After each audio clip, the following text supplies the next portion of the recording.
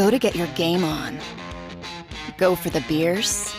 Go for the cheers. Go for the hit and the hits. Go for the stakes and the stakes. Go to get your parlay on. Go to get your party on. Go for the scene. Go for the screens. Go for the gallery. Go for the win. Go to Ocean. Visit theoceanac.com to plan your visit. Philadelphia fans, we're cut from a different cloth. Born into a brotherhood and bonded to our team for life. We believe anything is possible because we've witnessed the impossible. While we may be from different neighborhoods, come Sunday, we are one, and we will be heard. Pondley Hockey, official partner of the Philadelphia Eagles.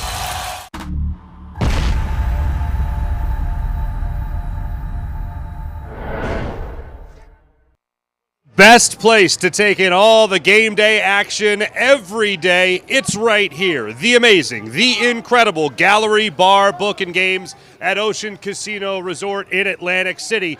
For the absolute best time, every time is right here at the Gallery Bar Booking Games. Hello and welcome in. My name is Marc Farzetta of the JAKIB Media YouTube channel at 6abc.com, along with Eagles Hall of Famer Seth Joyner and Eagles veteran reporter Derek Gunn. Very busy week in what should be a bounce-back week for the Philadelphia Eagles, ahead of them taking on at 8-1 the 4-5-1 Indianapolis Colts on the road in Indy. Very busy week for Howie Roseman as well, adding Linval Joseph and Ndamukong Suh to the middle of this Eagles defensive line. A lot of people worried about the run defense against the next running backs that they have to face, including today in Jonathan Taylor. First out of the gate, Gunnar, let me ask you this. Who can we expect, if either of those two players, to be in the lineup today? Well, first of all, kudos to Howie Roseman for identifying what we've been screaming about for the last 5 weeks, which is them giving up yards on the running game in chunks. So he went out and he got two of the best available out there.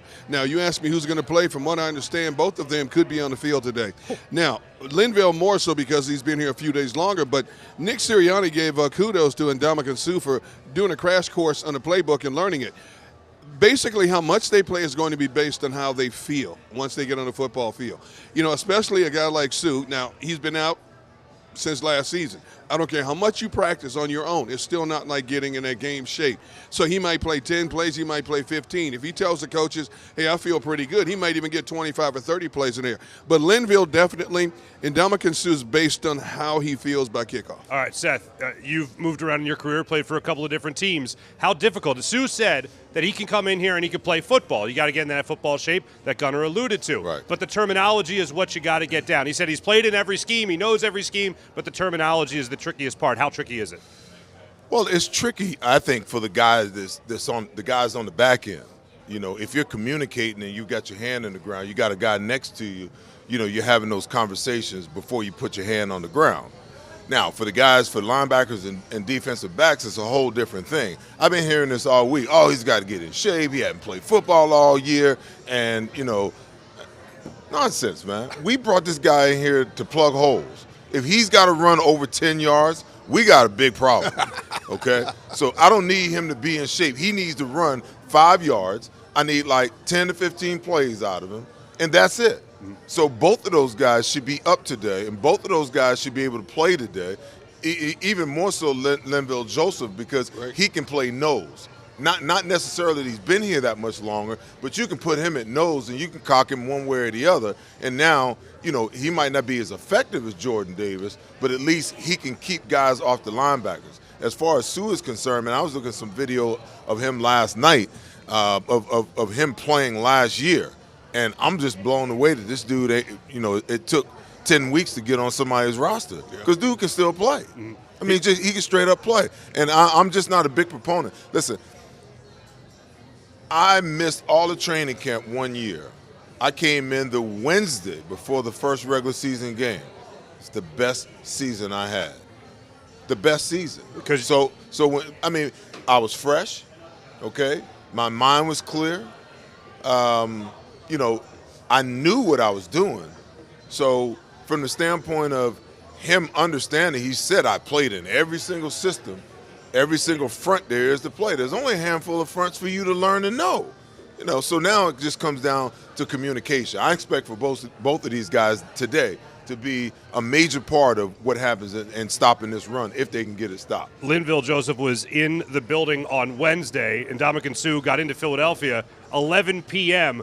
on Thursday night and was hitting the books pretty hard, as he told the media on Friday. Now, looking at this game, I know a lot of people are looking at Fletcher Cox and the fact that he played 70 snaps just last week on Monday night, 84% of the snaps defensively, and I'm with you, but here's what I know. I don't know what they have left in the tank in Linval Joseph. I don't know what Ndamukong Suh has left in the tank. I assume it's enough to help the Eagles. But I also know this going into. There's one thing I do know. It's going to be a better option than 84% with Fletcher Cox. And I don't want that to be an excuse, but watching Fletcher Cox play as much as he did and not play at a level we have seen him play at in the past, this is only going to help this Eagles defensive line. Can you see where we have evolved to? You know, I mean, understand where we've evolved to. We're talking about a guy just being paid $14 million playing 70 plays, okay? It's nonsensical. Get your ass in shape so you can play a full season and play every game, okay? Now, people be, oh, Seth is a dinosaur. They don't do it like that anymore. Listen, football's football. I never wanted to come off the field. Like, I couldn't play in this era because if you're going to send somebody in for me, I don't care if my tongue is hanging out. I can rest when we get them off the field. I can rest while the offense is on the field. But, you know, if you're supposed to be the best player on a team and you're supposed to be the best player on a roster and you're the highest paid defensive player, get your ass in shape so you can play a whole game. This is nonsensical to me. It really is. And it bothers me. I saw several times in a game against Washington where Fletcher actually turned his back and the blocker was driving him down the field even more so. I saw too many guys by halftime who had their hands on their knees or hands on their hips sucking wind because they were getting moved off the ball. Today's football is about rotations. Everybody wants to have these rotations. The guys are making more money to play less. Now, just think about that for a moment. Exactly my point. The guys in the trenches on the defensive side are making more money than ever before to play less. You know, if you play 50, 65% of the snaps, you put in a day's work as a defensive lineman in the National Football League now. So basically, the Eagles identified playing Fletcher Cox 74 plays, 80% of the snaps, is not conducive to what we need right now, which is to stop the bleeding in the run game. And, oh, by the way, you're playing the defending rushing champion today on the road. Deep gun. Yeah. Okay, so I can see by the time you get to play, let's say, 50, 60, 70. Sure. I can see you starting to, like, wear it down a little bit. Where the hell was he at the first 50 plays? I don't know. Okay, I don't know. So now that whole theory flies in the face of nonsensical because he wasn't doing anything the first 10 plays. Okay, they were getting run through like water. And some of those plays that you're talking about when he just stood up and was getting driven down the field, that happened in the first 2 series. You know. So that whole theory that he played so many games that he was just worn out and he had nothing left. He wasn't doing a damn thing in the beginning of the game. You know what? I wonder. Now, he'll never say this because of all the criticism he got last year. But if you remember last year when Fletcher Cox said he didn't like the scheme or how he was being utilized, I wonder if he's gotten to that point now. I wonder. Well, it's definitely worth asking that question, but also this. After that happened, I know it's a little bit different scheme from Jonathan Gannon. Wasn't overly aggressive by any means in that game against the Raiders following that conversation that he and Fletcher Cox supposedly had. But it was a little bit more aggressive than what we had seen in the first maybe 8 games of the season. So how much of the way this defense played is on the players themselves and possibly getting tired? None of us like it, but that looks to be what happened throughout this game. And how much of it is scheme? In other words, when you're going up against another running back that can certainly put up yards against you, like Jonathan Taylor in this instance, what do you have to do schematically with what you're going to have on that defensive line in order to make sure you don't keep your offense off the field and that Jalen Hurts stays on the field for this game? Well, Jonathan Gannon says he doesn't have a scheme. He has a philosophy. Okay? So that's alarming within itself. Because every other defense coordinator I know have multiple schemes, and they can adjust their schemes to what's going on during the game. Listen, the players ultimately have to execute, but you can't put your 2 defensive tackles and your 4-man front in double team situations all the time. Like, there's things that you can do on first down. Okay, so what's the blueprint now is come out and run the ball on the Eagles. Run it early, run it often, because then what happens? If we can establish the run, when we go play action pass and we go bootlegs and we go everything else, all the misdirection stuff, we can operate efficiently in the passing game off of it. Now, it slows down the pass rush. It slows down the flow of the linebackers. The safeties have to honor the fact that you're running the ball, okay? So how do you combat that? If you're going to predictably run the ball on first and second down, there's nothing wrong with lining the guy up in a 3 technique, okay? The 3 technique is the defensive tackle line up outside shade of the guard, okay? He's responsible for the B gap. That's the B gap that he's lined up in. There's no rule that says that he has to stay in that B gap all the time. On flow A, that linebacker on Fletcher's side in the 3, he's responsible for the front side A to flow to the ball. So now, why can't you just take Fletcher, take him across the face of the guard instead of in the B gap? Let him take the A gap and let the linebacker just take a jab step to the B to cover it. See, now you screwed up their entire blocking scheme. Why aren't you running some kind of, line stunts? If you got all of this data, all these analytics that tell you what they run on first and second down and where they like to run it on first and second down and where they like to run the ball in certain field positions. Use that stuff to your advantage. Yeah, but when have you seen them run line stunts? How often do they run line stunts? They run it. They run it every once in a while in the passing game. In the passing game, I'm just saying. Listen, D-Gun, I get 100% what you're saying. Yeah. I'm saying that when what you're doing is not working, exactly, then you have to come up with multiple ways, right, to change what you're doing. Because if you let those guys, listen, if Fletcher lines up in a 3 all day and he doesn't ever move, and the offensive line know that that's where he's going to be every play, he's going to get double teamed every single play. Yeah. So you have to do something different. You got to start moving people. You got to start walking these linebackers up into the line of scrimmage and then bailing them out late. You got to walk them up in there and send them. You got to do something different. But if you just keep doing the same, what's the definition of insanity? Same thing over and over. Yeah, and expect different results. Okay, yeah. But I'm gonna take it back to what Marc said a moment ago about whose fault is it more? Is it the players or Jonathan Gannon? We've been shredding Jonathan Gannon all season long, but the last couple of games in particular, I'm gonna put it on the players. It's because tackling it comes down to this: a want to. I agree. You have to want how to tackle. I agree. And I'm looking at guys trying to bump guys, throwing chicken wings at guys not wrapping up when they're tackling, trying to hit bigger men up in the shoulders, and all they're doing is shaking them off. And then when they do get to a player's carrying them another 3 to 5 yards down the field. That's a want to. A tackler has a want to get that man off his feet sooner rather than later. And this defensive unit in terms of tackling has not come close to doing that the last several games. See, D-Gun, I agree with you wholeheartedly. And that's why I said, when you asked the question, the last question, I said the players ultimately have to execute what's called, okay? But what is do you not understand what the defense coordinator's job is? The defense coordinator has 11 chess pieces at his disposal. You know what makes great defensive coordinators great? Is they understand how to utilize each and every one of those pieces. They understand each and every one of those pieces. They understand who the superstar is, and they know who the role guy is. And they put people in position to make plays, okay? That's what Jonathan Gannon has to learn how to do. You got a wealth of talent. You got all of these, you got 2 good cornerbacks, that both have 3 interceptions right now. Why are you playing them guys off the ball? Even if you want to play quarters coverage, you can't line both corners and the safety up at 10 yards pre-snap and tell the quarterback that you're in quarters coverage. Guess what he's going to do? It's 3rd and 5. Guess what he's going to do? He's going to raise up and throw the 5-yard out route, right, first down all day long. Get those guys up. Yes. And you can play quarters from bail. You can play quarters from press. You can play quarters from anywhere. You just got to have guys that are smart enough to do it, and I know those guys are smart enough. But he's putting them in a situation where they can't win. They can't win the way that he has them playing. And I say it all the time. I'll say it again today. Okay, what you see on the field is either being coached or it's being allowed. Mm-hmm. Or Hassan Reddick dropping back into coverage when he should be maybe going after the quarterback. That'd be another brilliant thing to do.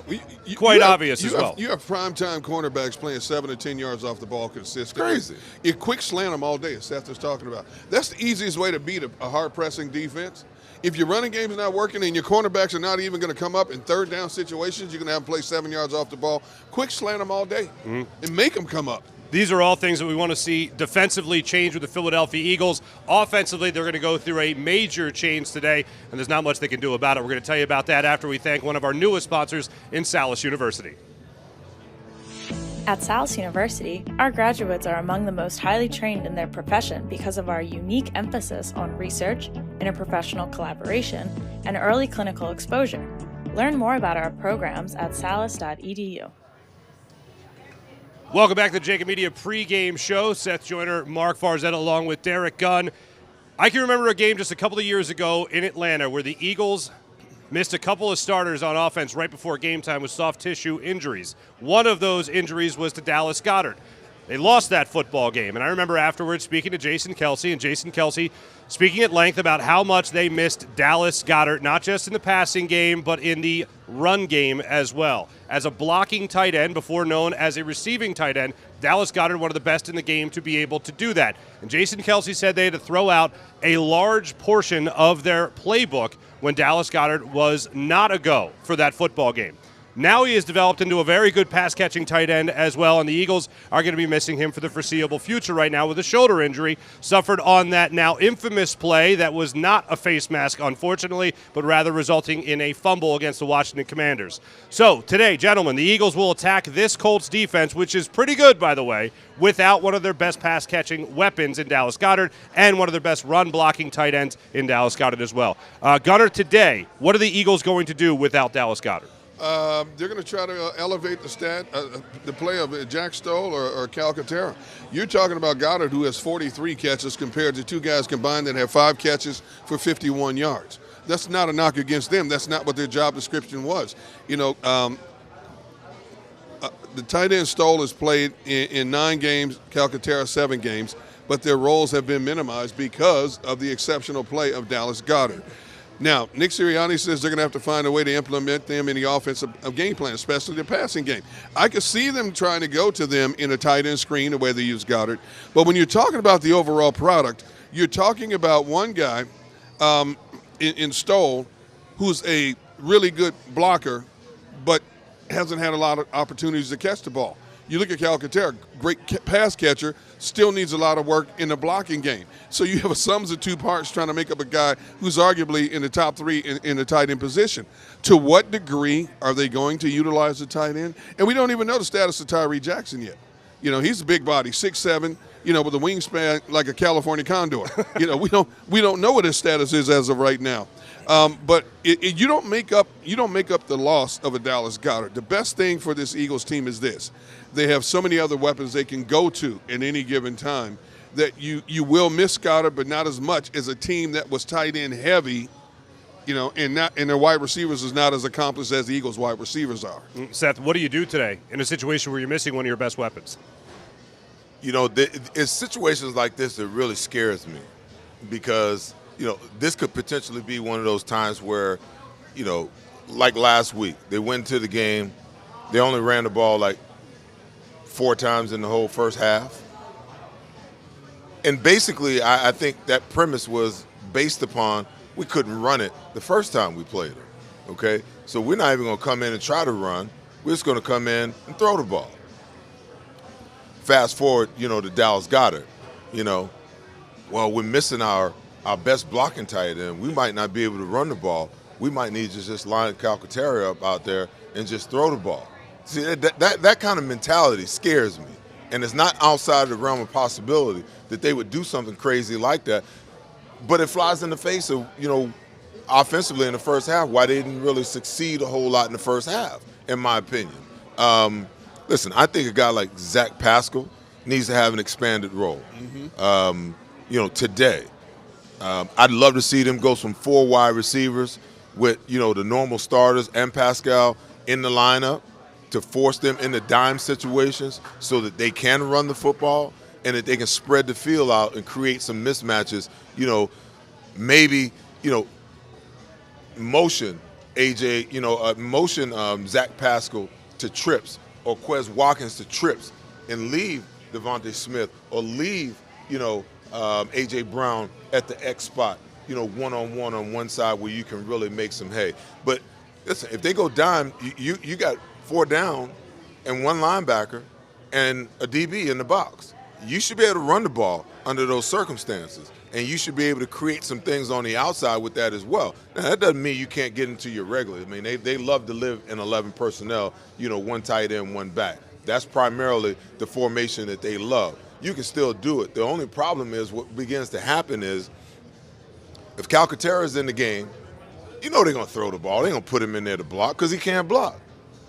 If Stahl is in the game, D-Gun, he's caught a couple of passes, but nothing substantial. Right. The mindset is more that, he's in here to block. Yeah. So you kind of tip your hand as an offensive coordinator when you're playing this guy is in the game against this guy is in the game.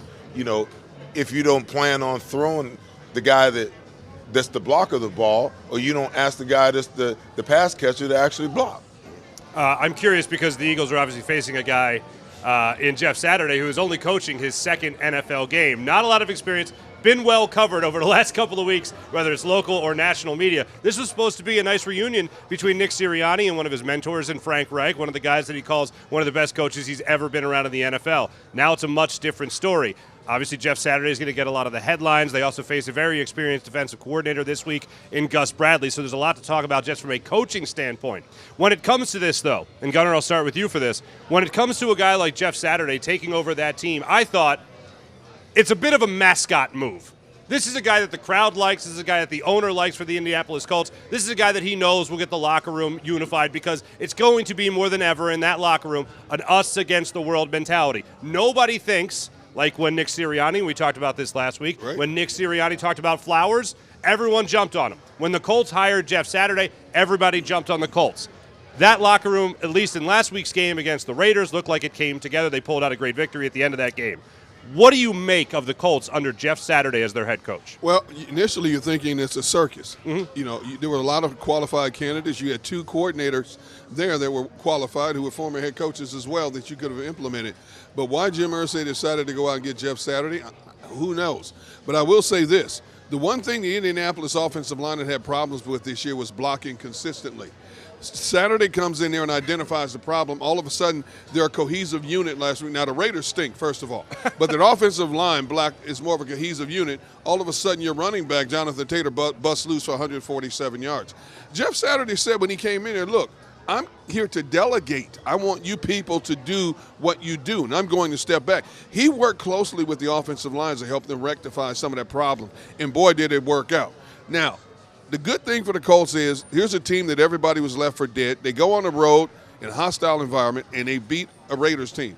Now they're jacked up because they're coming home to face an even better team in front of a bigger audience. And all week long, I guarantee you, Saturday's telling these guys, if we can pull this off, and we're getting them on a short week, and they're nicked up coming in here, we're right there. We're still right there very much in the playoff picture. We're not that far behind Tennessee. Mm-hmm. All I'm asking you to do is go out and give that same maximum effort you gave against the Raiders, and let's see what happened with the results. Seth, what would have happened if Bill Bergey came into your locker room and all of a sudden was the head coach?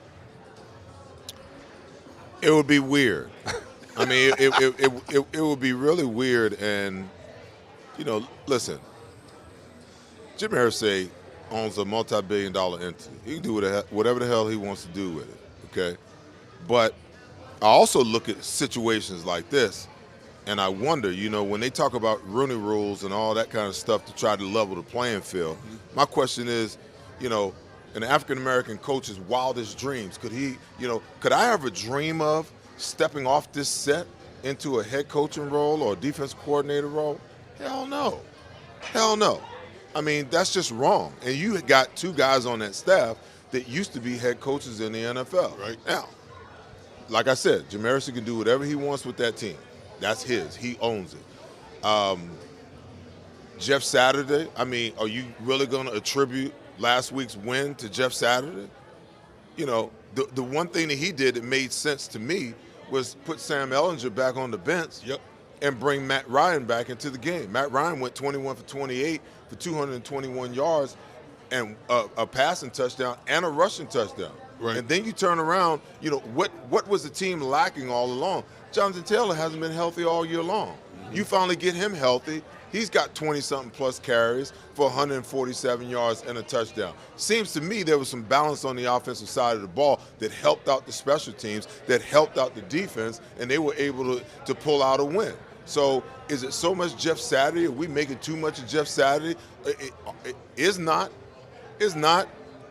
You know, I mean, they made an adjustment at offensive coordinator. I think they fired the offensive coordinator too. Yeah, they did. Okay, but the game plan, whoever that guy who took over at offensive coordinator, he's not running anything. He didn't install some new offense or something. You know, he just called the plays differently, and the players were inspired by the fact that, hey, JT is back. He's rumbling, stumbling, and bumbling, and Matt's out here play actioning and making plays. Okay, so maybe we're making a little too much of Jeff Saturday. But you know, my main point is, you know, I thought it was absolutely insane. I thought it was ludicrous, you know, that Jim Irsay actually pulled him off the TV set and named him the head coach of that football team. All right, well, you don't go anywhere because we're going to need you for the upcoming segments as well. As much as I'd like you to take over the Eagles defense, not yet. At least let's wait to the end of the season at least. We will be going to Lucas Oil Stadium coming up in just a moment when we speak to our friend John McMullen from Indianapolis. More of the JAKIB Media pregame show in a few. Go to get your game on. Go for the beers. Go for the cheers. Go for the hit and the hits. Go for the stakes and the stakes. Go to get your parlay on. Go to get your party on. Go for the scene. Go for the screens. Go for the gallery. Go for the win. Go to Ocean. Visit theoceanac.com to plan your visit. Do you stream on a Roku, Fire Stick, Android TV, or Apple TV? Now you can watch 6ABC 24/7 with the 6ABC Philadelphia streaming app. The big story and action. Search 6ABC Philadelphia and start streaming today. Philadelphia fans, we're cut from a different cloth. Born into a brotherhood and bonded to our team for life. We believe anything is possible because we've witnessed the impossible. While we may be from different neighborhoods, come Sunday, we are one, and we will be heard. Pondley Hockey, official partner of the Philadelphia Eagles. We all know that taxes are just part of life. It's true during our working years, but also in retirement. But what you might not know is up to 85% of your Social Security benefits might be taxed. Our team at Thrive Financial has helped retire thousands of people across the Delaware Valley by asking questions they never knew they needed to ask, including how their Social Security benefits might be taxed. It's time to be proactive on taxes. Get your Thrive Retirement Tax Playbook today. Go passionately.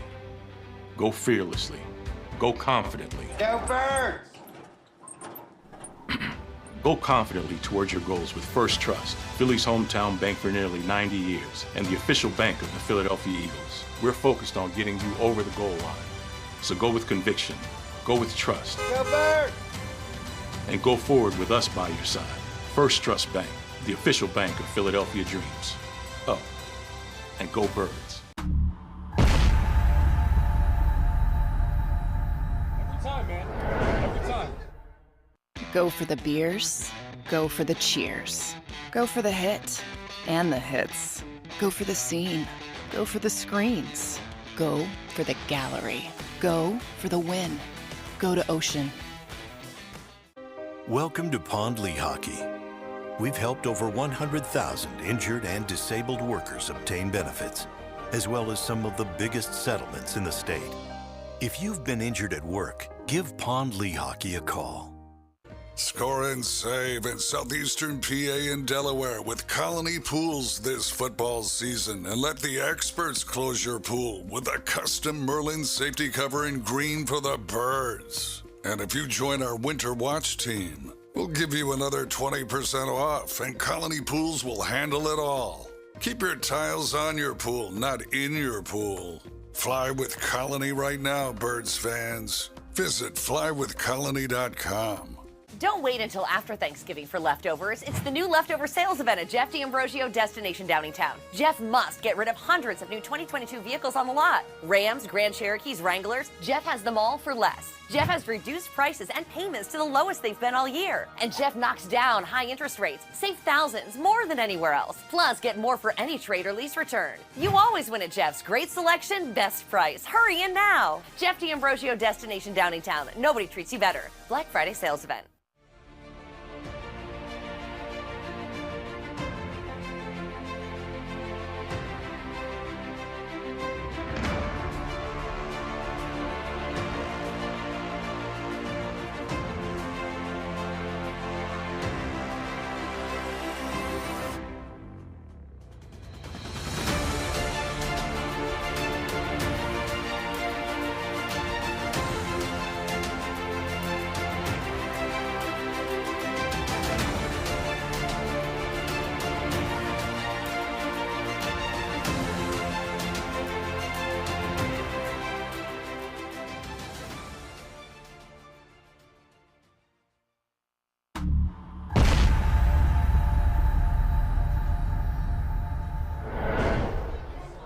Welcome back to the JAKIB Media pregame show. Joining us now from Indianapolis, our NFL insider for JAKIB Media, Mr. John McMullen. John, I love asking you this question, and I feel like I've asked you this question more than any other question.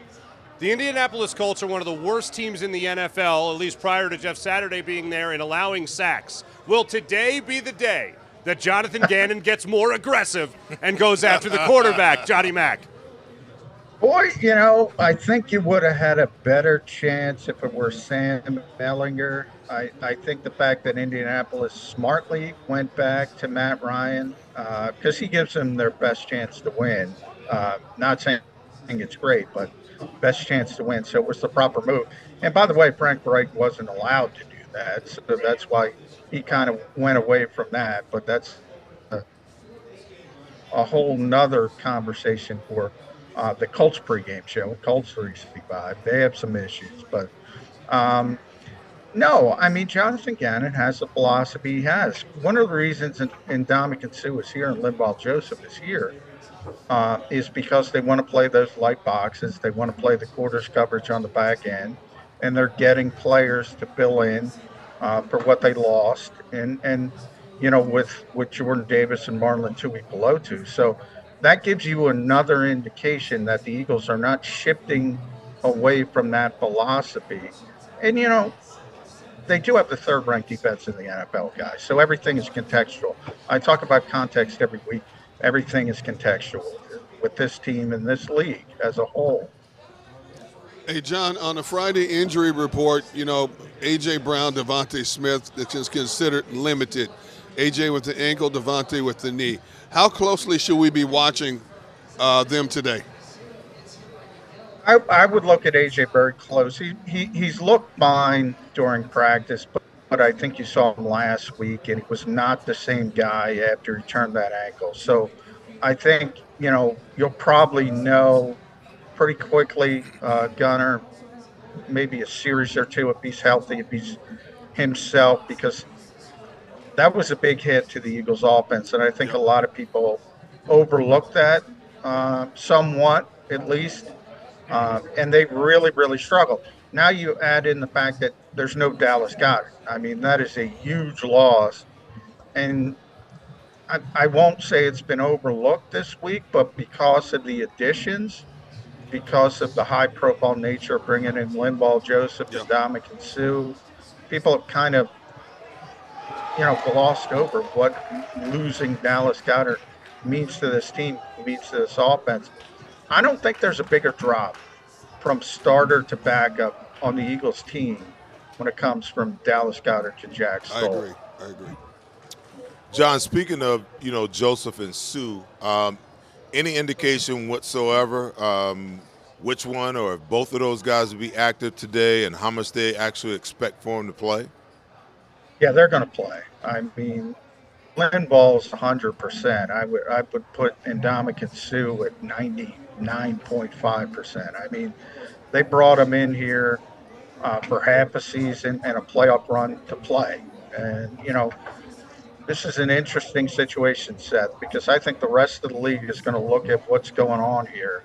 And if this succeeds, I think you might see more of this in years to come, where you have these veteran players who've made a lot of money, have had a lot of success, and they don't want to play for the veteran minimum. But, they got a little bit more than that from the Eagles, but they didn't have to go to training camp. They didn't have to go through the grind of a 17-game season. And now they're going to try to come in mid-season and go chase a ring. So if this works, I think you're going to see more and more of this going forward. John, one of the things I know I'm concerned about going into this game, and I know a lot of Eagles fans are concerned about, are facing guys like Michael Pittman, facing guys like Paris Campbell, who did a heck of a job with the game-winning touchdown last week against the Raiders on basically a 7-yard slant that he just took to the house. And that's a play that I know a lot of Eagles fans look at and say, soft coverage, you can't do that in this situation. And then if you're doing that, you're also going to have a guy like Jonathan Taylor run up the middle of this defensive line. So going into, what do you think the philosophy is going to be for Jonathan Gannon in going up against Jonathan Taylor and also defending against two pretty top-tier wide receivers in both Pittman and Campbell?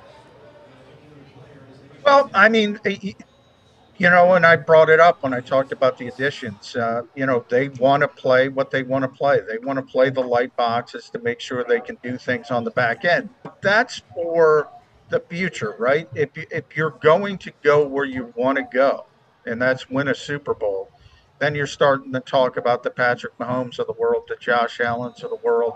Even if Joe Burrow makes a run, Tua makes a run with Miami, all these high-powered passing offenses.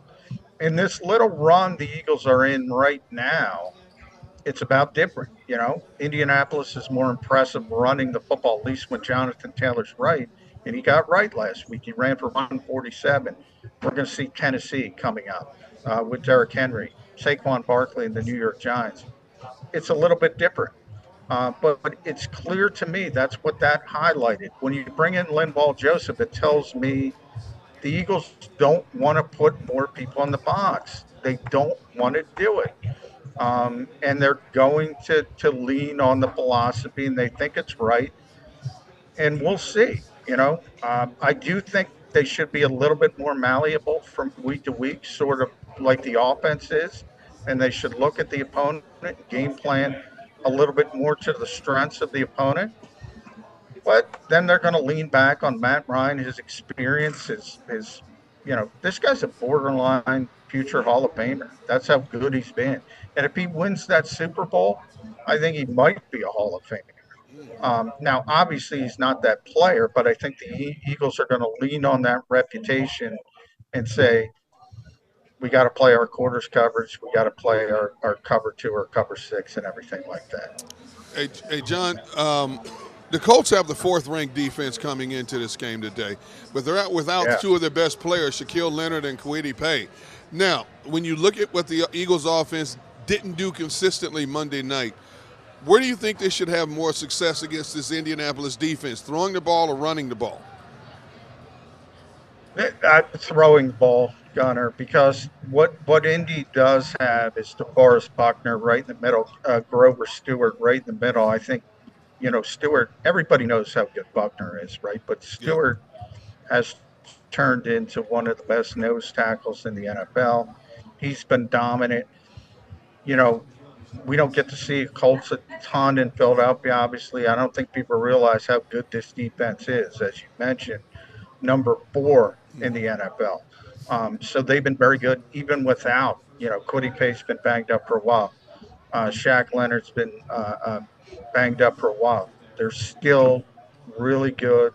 They're still really talented in this era. If you talk to people in Philadelphia, they think their defense stinks, and that's the 3rd-ranked defense. Yeah. So you'll see some of that with Indy, but they're the 4th-ranked defense, and that sounds impressive.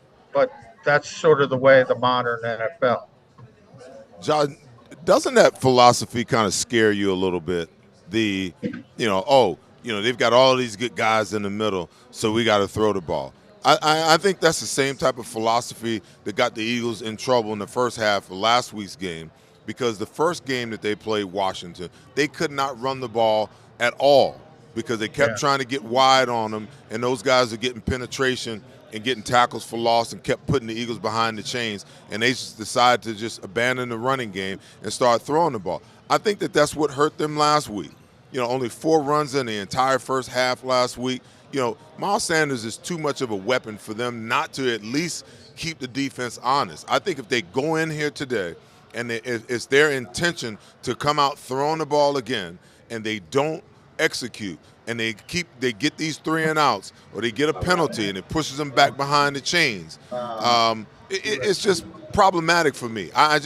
You have this piece of your game. Why not utilize it? It makes no sense to me. Even if the statistics say, okay, you should fare better throwing the ball than running, that doesn't necessarily mean that you just got to completely abandon it. Yeah, I agree. That was the problem last week, Seth.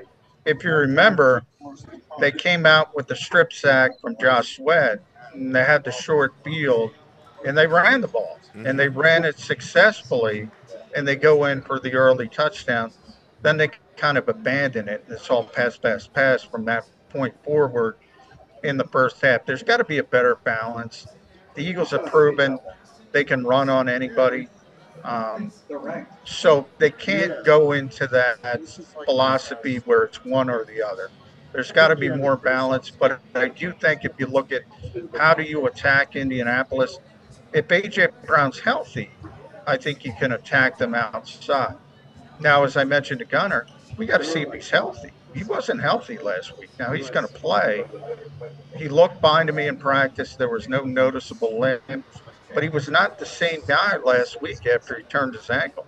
So the Eagles have to be a little bit quicker. If they realize that AJ's not himself again, they have to be a little quicker with the adjustments. John, before we let you go, what's your prediction for Eagles-Colts? Yeah, I think the Eagles are going to bounce back. I think this is sort of a get-right game. I think, people have gone overboard. This is still the best team in the NFL. They had a bad game, and it wasn't just the run defense. In fact, the run defense gave up 3 yards a carry. They gave up their longest rush they allowed was 11. The bigger problem was third down football, situational football, lack of communication on the back end. Offensively, we talked about, they got away from the running game. They played tempo. They didn't realize sort of the personality of the game, and the defense was on the field so much. They have to play smarter football. I joked the Eagles were the most well-rounded team through their 8-0 start. That was as well-rounded a loss as you will ever see because everybody contributed. Offense, defense, special teams, coaching staff. The Eagles will get right. They're a good football team. The Indianapolis Colts are not a good football team. They'll win the game. The Eagles will win the game. That's no score? No points? Betting? Nothing? Relatively easy. I'm relatively going 31-18. 31-18. We'll take that. John McMullen, our NFL insider, joining us from Lucas Oil Stadium. Johnny Mac, thanks so much. Thanks, guys. I like it. Relatively easy. Let's get a laugher after what was not at all a laugher on Monday night, unfortunately. We'll be breaking down the Birds versus Colts a little bit more in a few here on the JAKIB Media YouTube channel. Hi, everybody. My name's Jason Lombardi. I'm an inspector at DryTech. At DryTech, we offer 3 major services. The first one being basement waterproofing. The second service we offer is foundation and structural repairs. And then the third service that we offer is mold remediation. If you feel you are having a waterproofing issue, give DryTech a call or check us out online.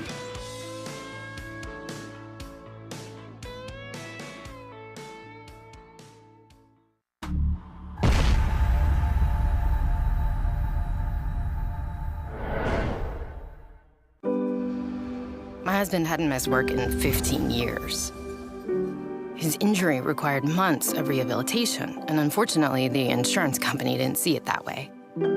I was working 2 jobs, but it wasn't enough. One conversation with Pond Lehocky changed everything. We sat down, told him our story, and they guided us through the whole workers' compensation legal process. Pond Lehocky. Tell us your story.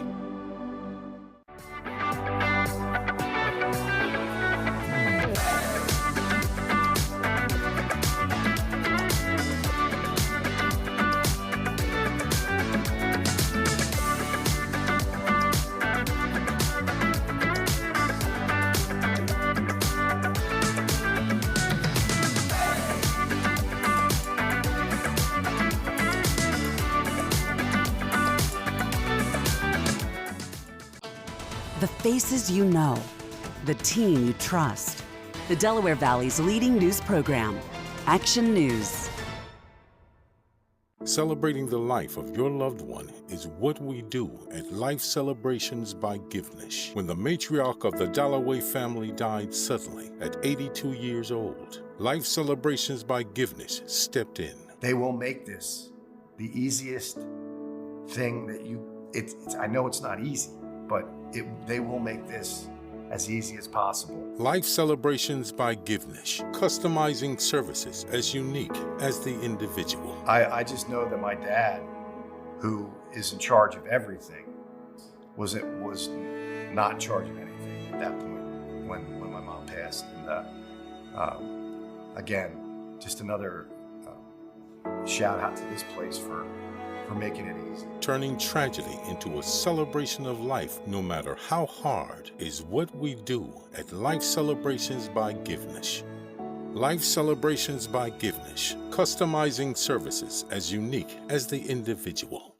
Go for the beers, go for the cheers, go for the hit and the hits, go for the scene, go for the screens, go for the gallery, go for the win, go to Ocean. Continue your communication sciences and disorders education at Salus University within the Doctor of Audiology or Masters of Science in Speech-Language Pathology programs. With state-of-the-art labs, on-campus clinics, and extensive externship opportunities, students position themselves to be at the top of the job market. Stand out in the audiology and speech-language pathology profession by visiting salus.edu.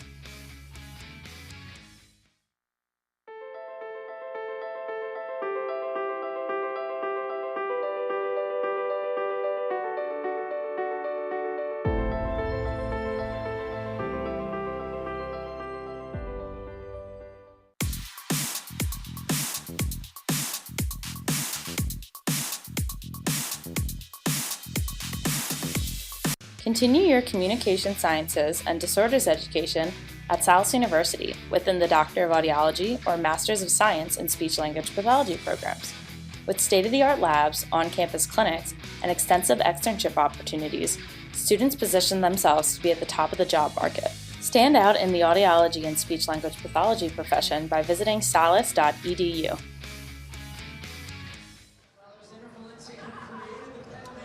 Welcome back to the JAKIB Media Pregame Show. Marc Farzetta, Seth Joyner, of course, and Derek Gunn. Looking at this game, there is one name that does stick out. We were just talking about the defensive side of the ball for the Colts. Very solid defense, to say the least. A man who was Defensive Player of the Year just a couple of years ago, and Stephon Gilmore broke up a game-winning play at the end of the game against the Raiders in the end zone against Davante Adams. One other name that Eagles fans are very familiar with was a man that was just here last year in Rodney McLeod. Seth, I want to ask you this question. When you go to a new team, how much of the goods are you supposed to give up on your former team when it comes to facing Rodney McLeod and the Philadelphia Eagles? Hey, all's fair in love and war. You're supposed to give up all you can give up. I'm just not so sure that there's a whole lot Rodney has to give. I mean, this is his last year. Last year was, his Nick Sirianni and Jonathan Gannon. What the heck was that? That was his last year here. I think I understand. That was a profound statement. I want to use that one. Last season was his last year as an Eagle. And he was just battling, coming back from the torn ACL all season long. He just really did not look like himself, and that precipitated, Howie Roseman moving on from him. So I'm not sure how much information he has to really give. And, I mean, how many players are left? I mean, you got Fletcher, maybe T.J. Edwards, Darius Slay. I mean, the defense looks so much different. And Jonathan Gannon's defense isn't that complex. Nothing that Rodney has to tell him. Well, what about facing Hurts? What about seeing Jalen Hurts and facing against that offense, Miles Sanders and this offensive line? Anything like that Eagles fans would like to be aware of? Not really, because, I mean, listen, I said it last week. I said it on my show last week. I'm really impressed with what the Eagles staff has been able to do from the standpoint of looking at the opponent, the Eagles offensive staff, looking at the opponent, understanding where the weakness is and where the matchup advantage is, and attacking it. everybody's been talking about, oh, Devontae Smith, he's kind of disappeared out the offense. Well, the issue is if you got a mismatch on A.J. Brown, then you want to go there with the ball. 2 weeks ago, if you got a mismatch on Dallas Goddard, yeah, he's going to get 8 catches on 9 targets for 100 yards, and a touchdown. They're just doing a really good job of taking advantage of the mismatches in the offense and making the opponent adjust. So I don't think there's a whole lot of information for him to pass along because the Eagles just got a lot of weapons, man. Now, the loss of Dallas Goddard is huge because, I believe, he's the top 1 or 2 tight ends in the game right now. But it is what it is. Somebody else is going to have to step up. Some of those balls are going to have to go to Devontae Smith. He will get his target. His targets will increase today. I think Zach Pascal needs to play a bigger role, and they need to get Quez Watkins. They need to get his confidence back as well after that, that strip fumble, last week that really was a huge play in that game. Also, looking at it like this when it comes to the offensive side of things, from a very rose-colored glasses perspective of this Philadelphia Eagles offense, I think they were paid, especially MVP candidate Jalen Hurts was paid a great deal of respect in last week's game. Whenever you don't want an opposing offense on the field, I think that's a big compliment to the opposing quarterback. In this case, Jalen Hurts from the Washington Commanders. They didn't want him on the football field because they didn't want him moving the football down the field. And with his limited snaps, with his limited plays and limited time of possession, he still had a couple of kill shots that unfortunately were either dropped by a wide receiver or later fumbled like Quez Watkins, as Seth alluded to a second ago. So when it comes to this type of defensive style with this top-ranked defense that the Colts have going against Jalen Hurts, how do you think they key in on him, Gunner, in order to try to stop him? Is it just as simple as giving the ball to Jonathan Taylor and not allowing a guy like Jalen Hurts on the football field, or is it more of a defensive scheme they're going to draw up to try to stop the quarterback? I think Indianapolis initially is going to do what we've seen happen over the past 3 or 4 weeks in particular. The DNs are going to be more disciplined when it comes to those RPOs. If you look at the defensive schemes that have been facing Jalen Hurts, they've done a better job of keeping him in the corral and forcing the running game more so inside. The defensive ends have rushed to a certain point and stop and sit there to see what Jalen Hurts is going to do. Is he going to hand off? Is he going to tuck the ball and run? That's how they play. So I bet if Indianapolis is smart because it is such a copycat league, that's what you do initially. Beyond that, where are you going to attack Jalen Hurts from when he steps back to pass? Again, 2 of their better defensive players are not playing in this game today, but yet, as McMullen said, they're still one of the top 4 defenses in the league, so people who have stepped up have played admirably for them. So I think those are the 2 key chess matches is how do you defend the Eagles' RPO? How will the Colts defend that RPO? In what angle are they going to attack Jalen Hurts when he steps back to pass? If I was a defensive coordinator, and I'm not trying to give anybody, any fuel here, but if I was a defensive coordinator, I would take the PO out of the RPO. Mm-hmm. I would my defensive end would crash down and hit Jalen Hurts every single play, and I'd make him hand that ball off every single play. And I think at some point you're going to start to see that. I think when we get to the end of the season, you get into the playoffs, they're going to try to take that piece of. I just think that's the RPO killer. Is that you come downhill right now and you try to take him away and then you scrape that outside, you scrape your linebacker right off the heels of that defensive end, because if he's coming down like that, he's got to hand the ball off every time, every single time. No. Seth, I think the only defense that would do what you're just talking about is Tampa Bay's defense. The way Todd Bowles plays defense, his guys are coming and they're going to take their shots. I think everybody else they're going to face is going to be so afraid of what could happen in the RPO, they're going to freeze and force the play back. Yeah, to the but inside. my point is, you take the pass and the option out of it. Right. By doing that, because I'm going to blow Jalen Hurts up all day long. Right. And I'm going to make Nick Sirianni and Shane Steichen stop running that damn RPO. Yeah. Because if I hit him 5, 6, 7 times per quarter because he puts that ball out and he's reading, and I got my defensive end screaming off the side, he's going to get tired of taking them hits, man. And then the coach is in the box, and Nick Sirianni is going to be looking and be, hey, we can't put this guy, in this position all the time. So what happens is that whole part of your offense goes bye-bye. Well, see, and that's what drives me crazy, because a lot of times you'll hear either Shane Steichen or Nick Sirianni talk about, well, our run plays come really out of the RPO. And I'm like, how about just a run play? Instead of the RPO, how about you just call a run play in this situation where I know Jalen Hurts isn't getting hit, and I know I'm giving my offensive line a break because all you have to do is a thud and done, and then you have a guy like Miles Sanders who has proven himself as a pretty good running back who is only having a career year this season. You're giving him the football to make you a play. Why is that not more obvious to the coaching staff, especially with the idea that you're protecting your quarterback? Well, because they haven't beat the quarterback up to have to protect him to begin with. And they want the ball in his hands. He's been making great decisions all season long. Listen, I don't particularly like or love the Eagles, run scheme. I just don't. I think the most effective way to beat today's offenses, because these players are so fast and these defensive linemen are so skilled with their hands and getting off blocks, the way that you beat them is you run right at them. You got to run, either the 1, the 2, the 4, or the 3 hole. To me, that's where you really make hay. Because if our offensive linemen are engaged with their defensive linemen, and Miles is hitting the hole while they're engaged, now you got an opportunity to make some plays. But those plays where they've got pullers that go across, across the formation. You got fast linebackers.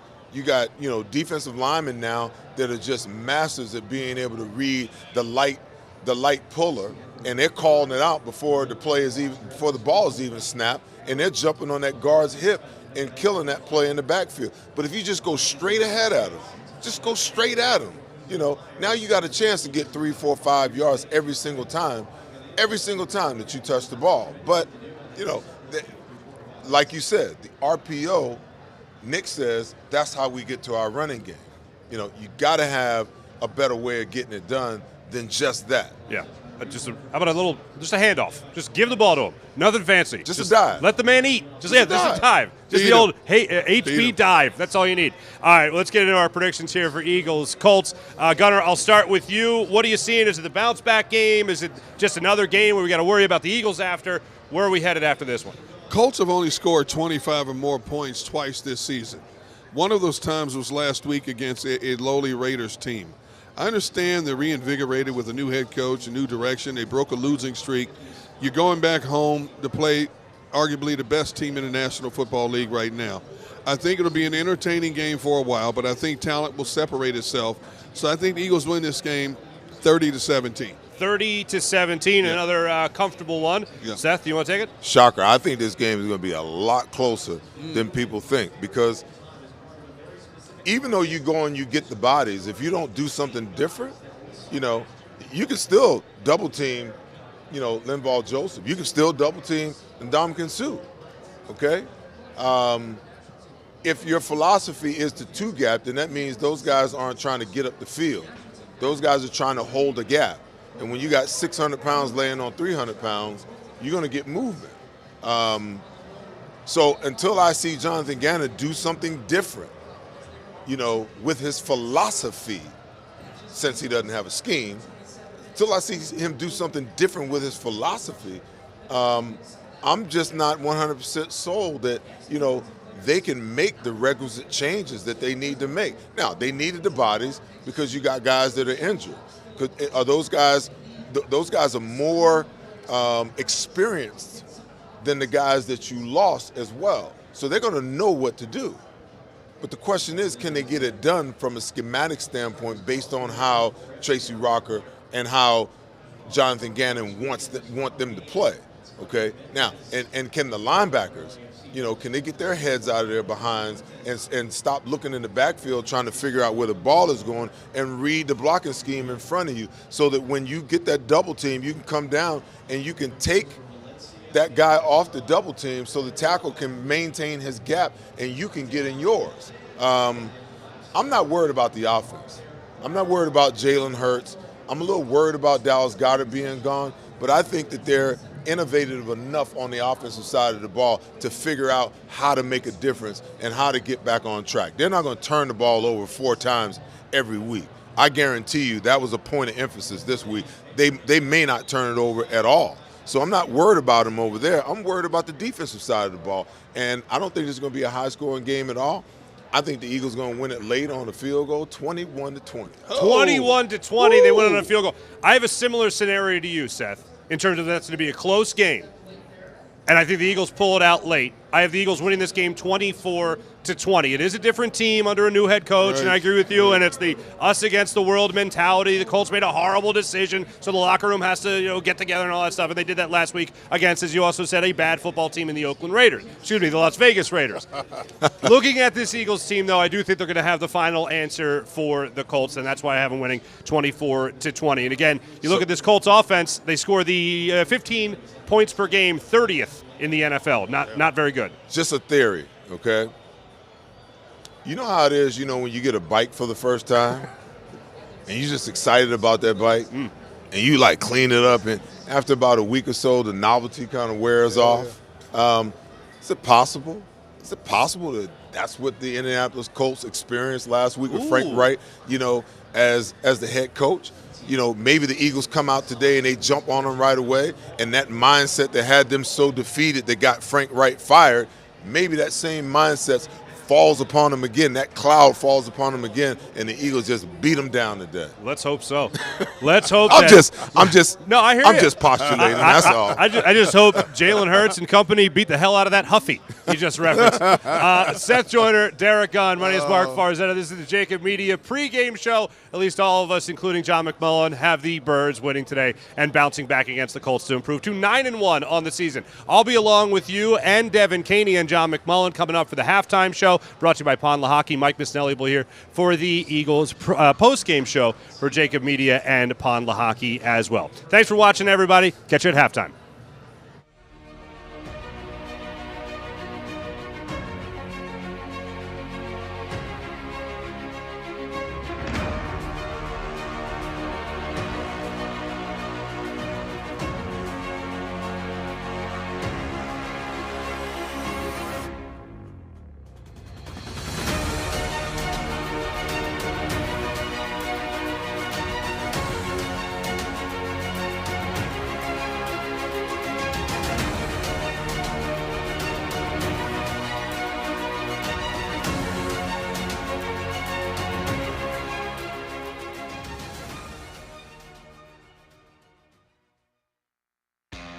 Go to get your game on.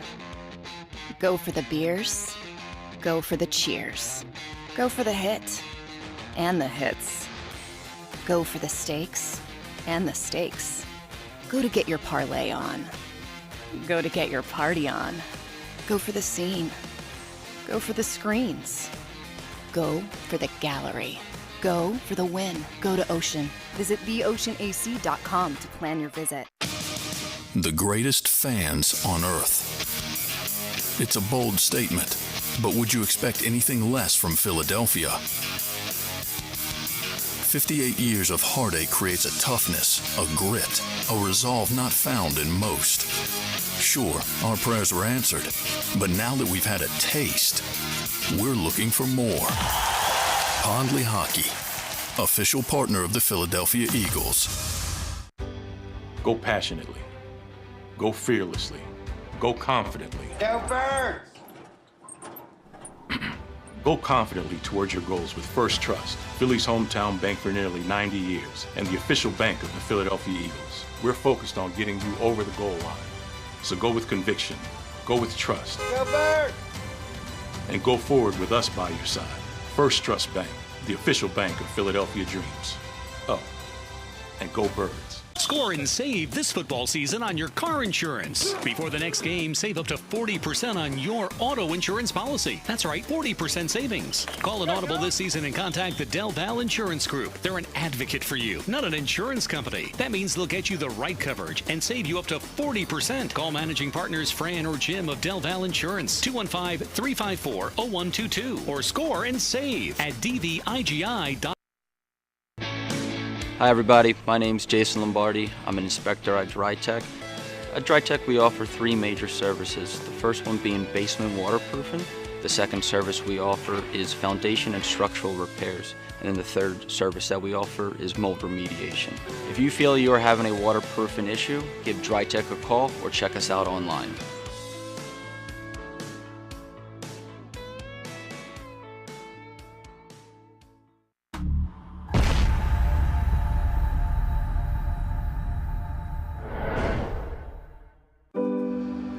My husband hadn't missed work in 15 years.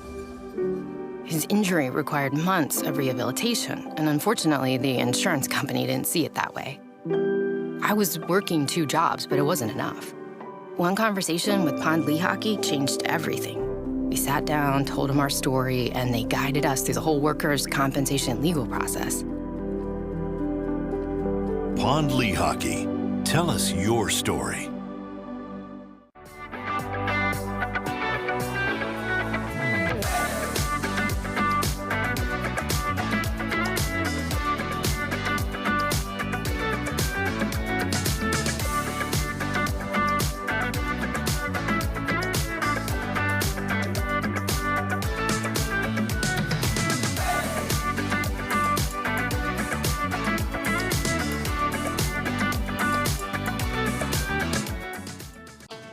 The faces you know, the team you trust. The Delaware Valley's leading news program, Action News.